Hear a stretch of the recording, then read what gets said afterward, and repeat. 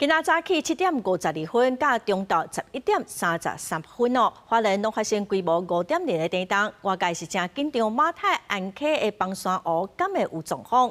林保署的花莲分署就随派无人机去勘查，来比对影像，确定讲崩山湖是有一寡土山放落来，也毋过规模无介大，嘛好佳在无啥受到地震的影响。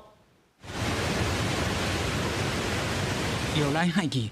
总甲连影像都看袂分明，马达安溪崩山湖的镜头，初八早起7:52分20秒，记录着规模5.0的地震，山摇地颤至少30秒，土粉硬硬飞。林保署花莲分署8点派人用无人机观测，8:15完成。那空拍的结果湖体本身没有变化，那溢流口稳定溢流，那下游两侧的那个土基层有一些崩落在那个溪床上，但是那个是没有问题，就是会正常的让那个流水带出去。无侦测到新的崩塌，水嘛真正常。另外，水利署水尾水位站目前嘛无明显的变化。林保署整体评估崩山湖的状况无问题。中央前线协调所10点开记者会，总协调官桂连成一开始就请大家放心。湖面跟溢流的口都没有什么异状，都是正常的。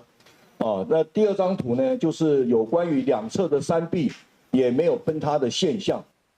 林保署讲，目前每一天监测崩山湖3届，早起6点，中昼12点用无人机，下晡3点由上自的队伍执行。早起这摆地震算是临时任务，因为目前坝体甲土石也无稳定。若是地震5了，也是落大雨的时阵，搁爱监测，敢会形成新的崩山湖。目前也无这种状况，各算稳定。记者综合报道。